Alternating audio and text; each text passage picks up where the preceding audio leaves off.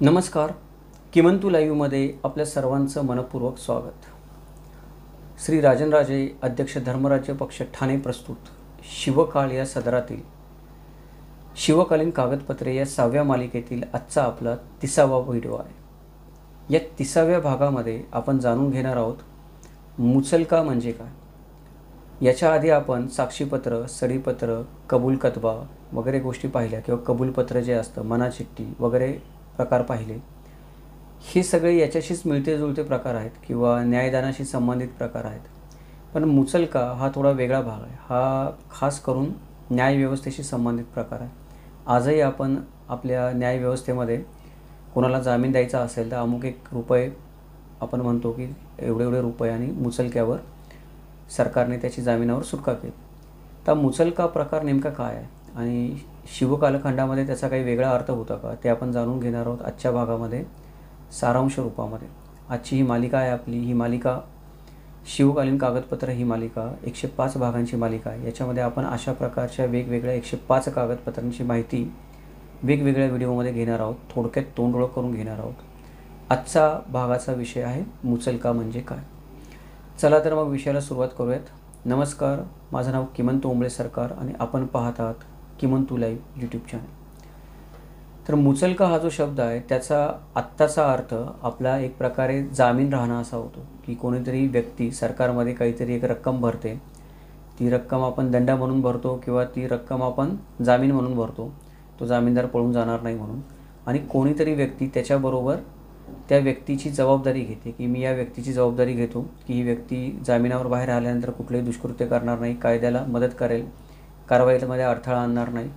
त्याचबरोबर ही जी व्यक्ती आहे ती व्यक्ती पळून जाणार नाही याची जबाबदारी जो कोणी घेत असेल त्याने त्या व्यक्तीचा मुचलका घेतला असा आपण आजच्या काळामध्ये मुचलका या शब्दाचा अर्थ घेतो.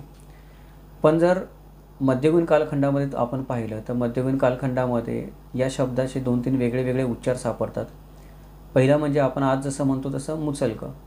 दुसरं म्हणजे मुचलका, लला क जोडलेला असतो, मुचलका असा वेगळा अर्थ होतो त्याचा. काही ठिकाणी आपल्याला तो मुचलका असा पण अर्थ सापडतो त्याचा. कदाचित अपभ्रंश झाला असेल वेगळ्या भाषेमध्ये त्यामुळे होत असेल. पण मूळचा हा जो शब्द आहे हा शब्द तुर्की शब्द आहे आणि तो तुर्कीमध्ये मुचलका असा लिहिला जातो. लला क जोडला जातो शेवटी. आपण जसं मुचलका असा वेगळा लिहितो तसा नाही लिहिला जात. मुचलका असा या शब्दाचा अर्थ होतो. सुरुवातीच्या कालखंडामध्ये तुर्की हा जो शब्द होता आहे, तुर्की मुचलका शब्दाचा जो अर्थ आहे, या तुर्की मुचलका शब्दाचा अर्थ वादी आणि प्रतिवादी यांची जबानी जी आहे तिला मुचलका असं म्हणत असतं. म्हणजे जामीनदार म्हणून मुचलका शब्द वापरात येत नसेल.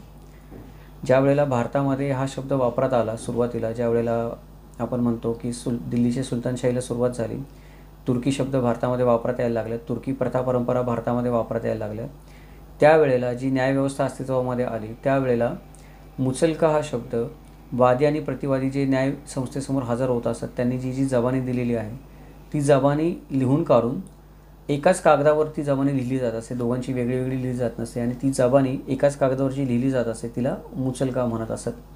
नंतरच्या काळामध्ये आपण म्हणतो की मराठीशाही आली. मराठीशाही आल्यानंतर पण या शब्दाचा अर्थ तसाच राहिला की तंटा लिहून घेणे.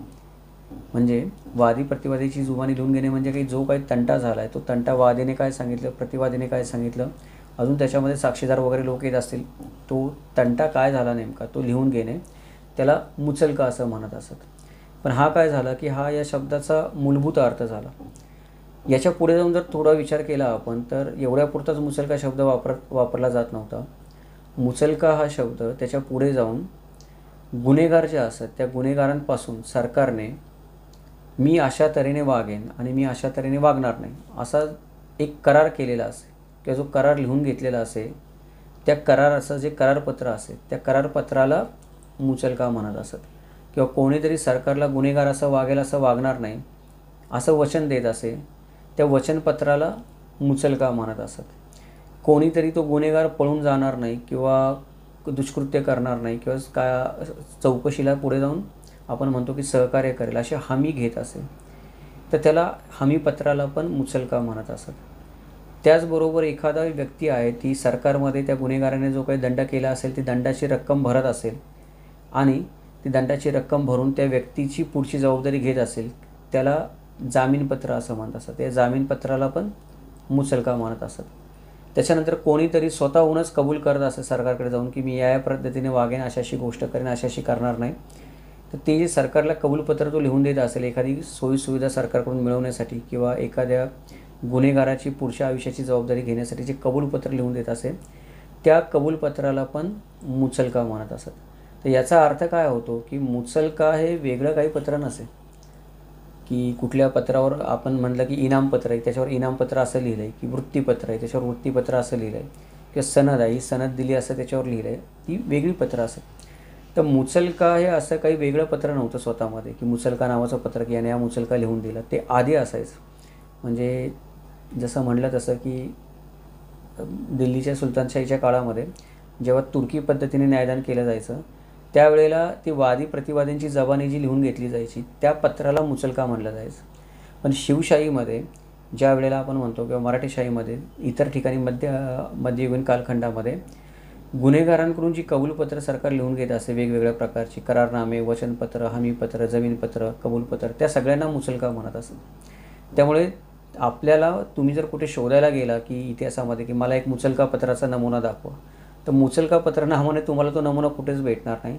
आपल्याला काय करावं लागेल, एखादा खटला बघावा लागेल, त्या खटल्याचा जो निकाल लागला तो निकाल बघावा लागेल आणि कोणी त्या गुन्हेगाराला जामीनदार राहिला आहे का, जामीनदार राहिला असेल तर त्याने ते जामीनदार राहण्यासाठी काय लिहून दिलं आहे तो मुचलका झाला.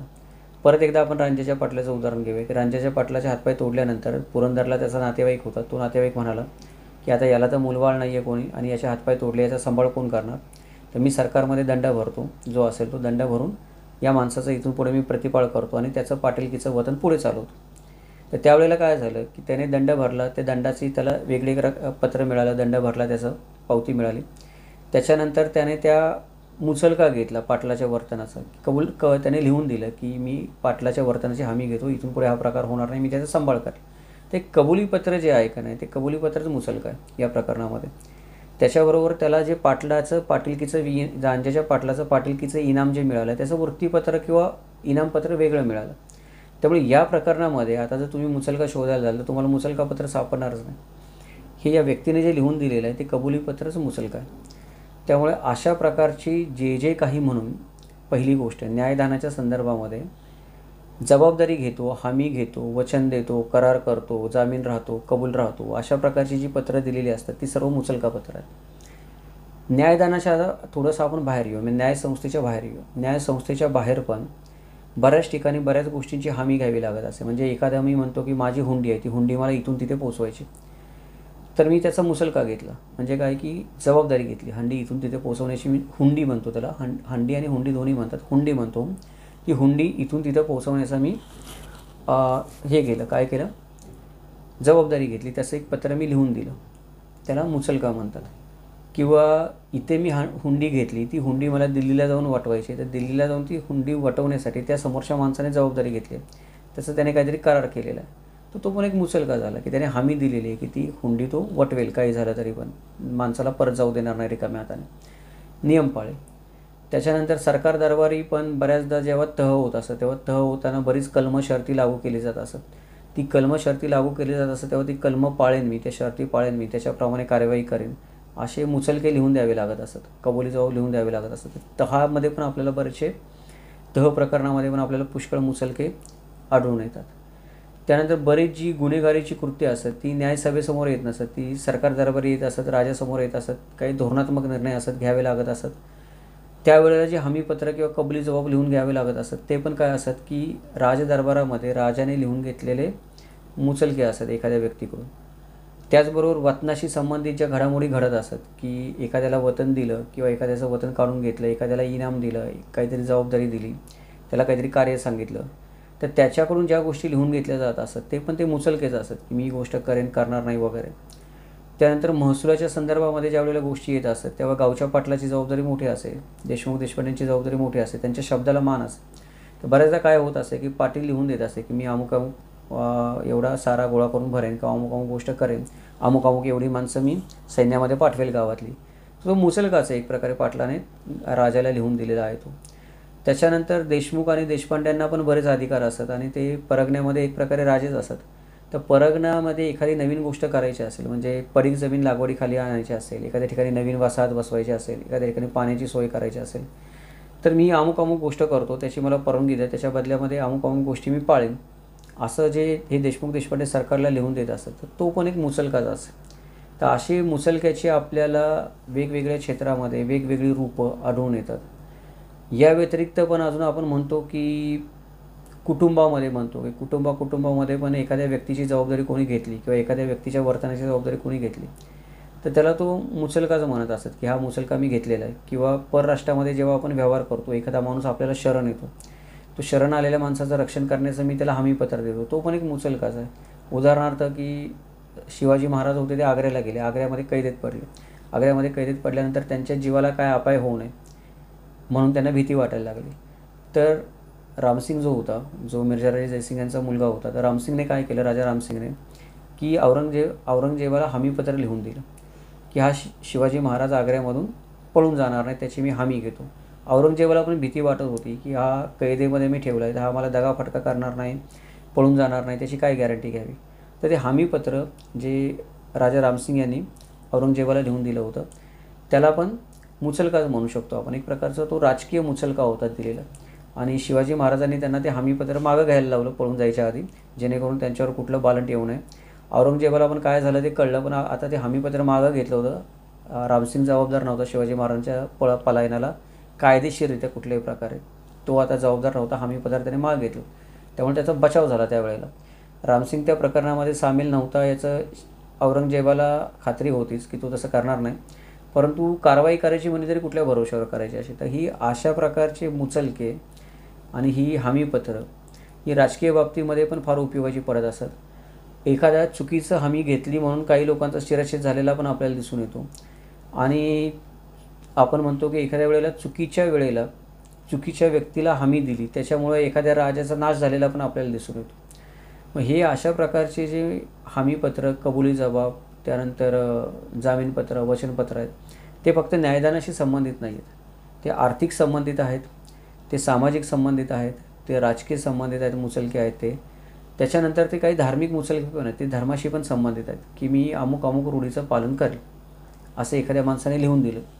किंवा धर्मसभा भरत असे, ब्रह्मसभा भरत असे, गोतसभा भरत असे, त्यावेळेला माझ्याकडून अमुक अमुक गोष्ट घडली तर त्याचं मी प्रायश्चित्त करेन, तुम्ही जे सांगाल ते मला, आणि ते प्रायश्चित्त केल्यानंतर परत माझ्याकडून अशी गोष्ट होणार नाही अशी मी हमी देतो.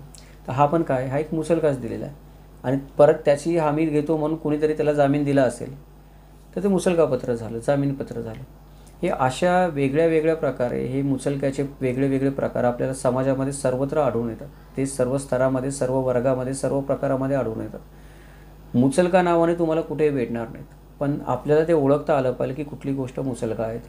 आणि त्याने पण भरपूर आपल्याला फरक पडू शकतो. संशोधनामध्ये छोट्या छोट्या गोष्टी फार महत्त्वाच्या असतात.